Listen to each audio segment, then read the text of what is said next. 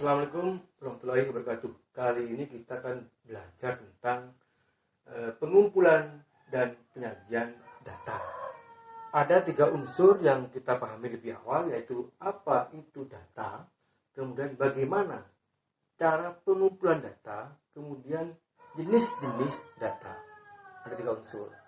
Kita awal dengan data. Apa itu data? Data adalah keterangan.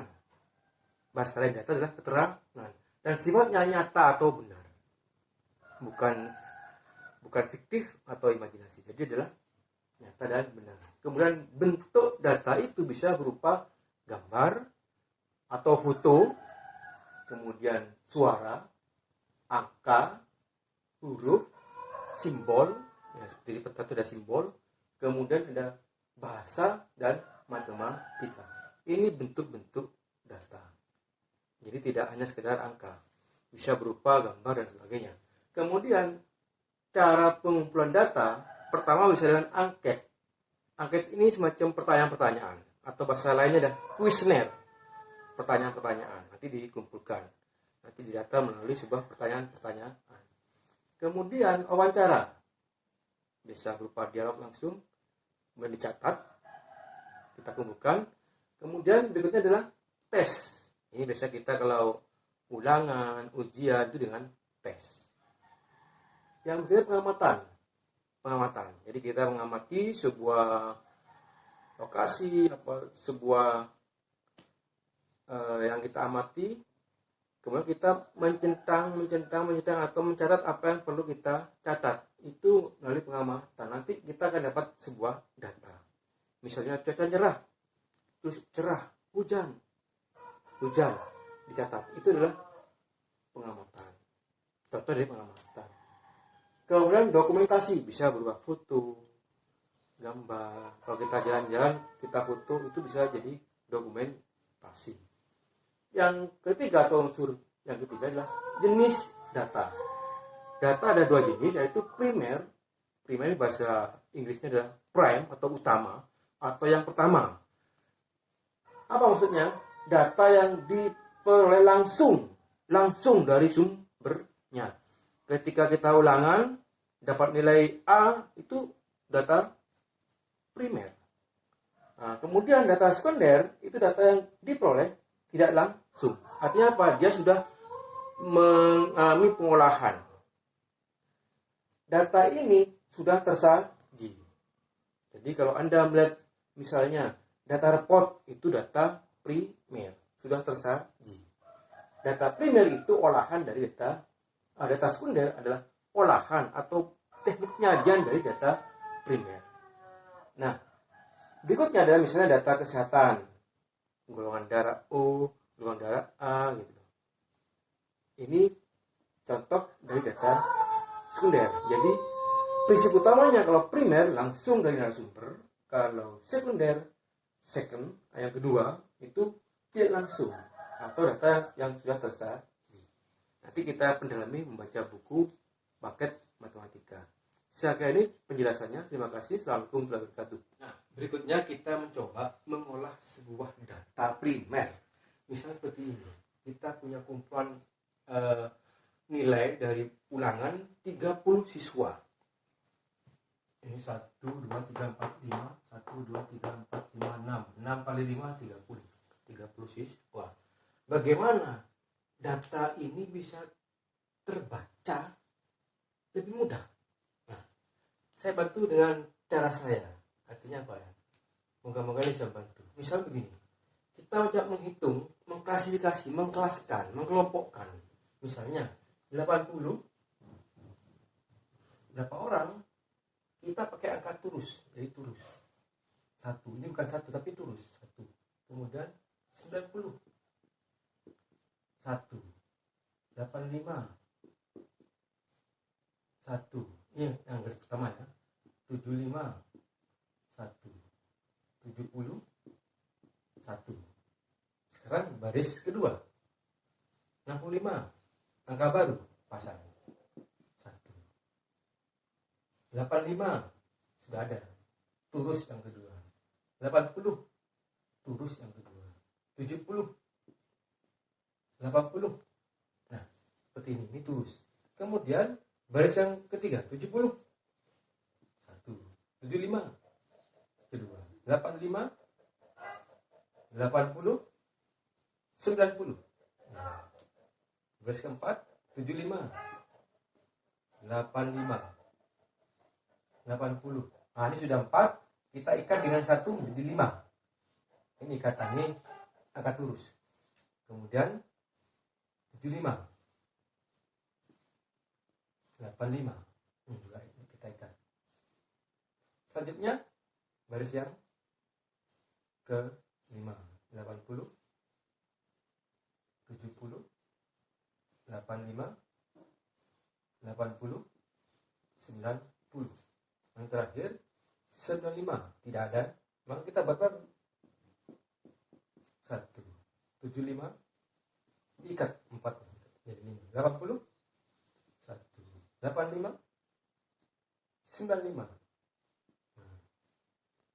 Nah, kemudian yang sudah kita catat ini kita coba olah dengan apa ya, sederhana lagi. Kita urutkan 65. Berapa siswa? 1. 70. Nah, ini sudah urut 74. 75, 5, 80, 8. Kemudian 85, 7. 7.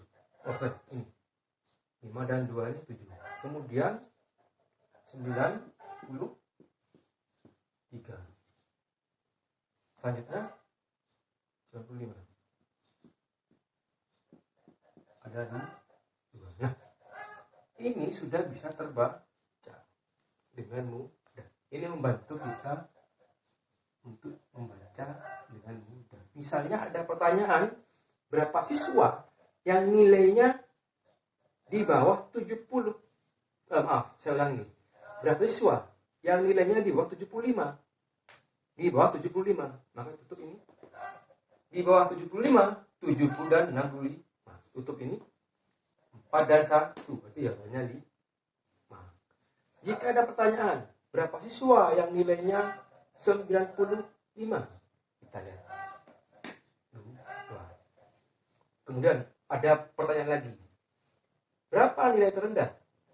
65. Berapa nilai tertinggi? 95. Nah, yang saya ingin merah ini sudah memudahkan secara sederhana membaca data. Nah, ini sudah ini primer, ini sudah sekunder.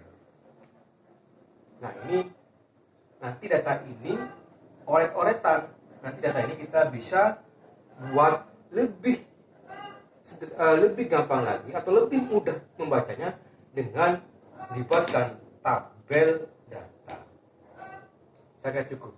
Nah, berikutnya kita mencoba mempercantik atau memperjelas data tadi yang kita miliki dalam bentuk yang berbeda. Artinya apa? Mempermudah orang membacanya. Kita lihat tadi, kita lihat seperti ini. Data pertama yang masih acak-acakan.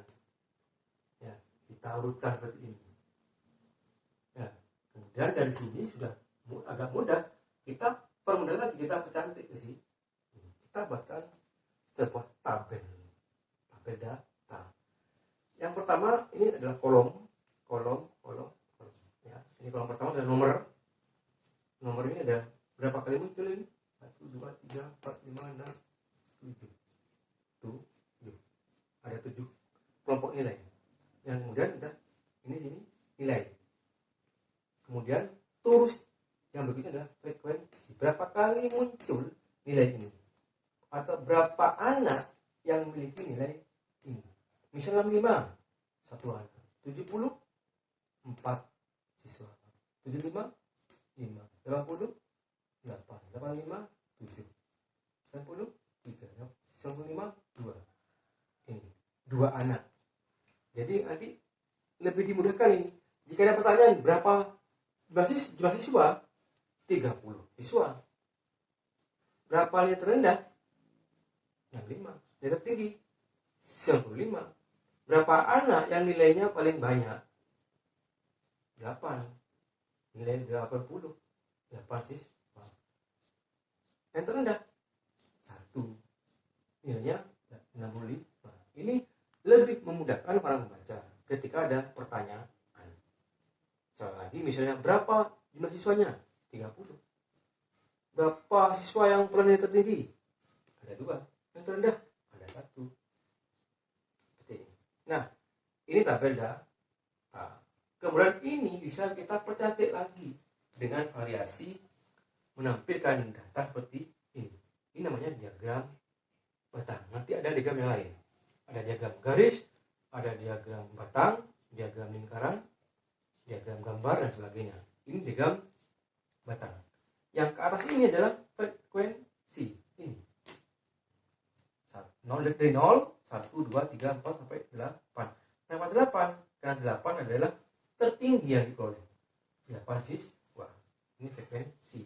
Berapa siswa yang muncul dari nilai yang ditentukan. Ini kriteria. Ini kriteria atau nilai yang ada. Misalnya, saya bacakan begini. Nilai 65, berapa siswa?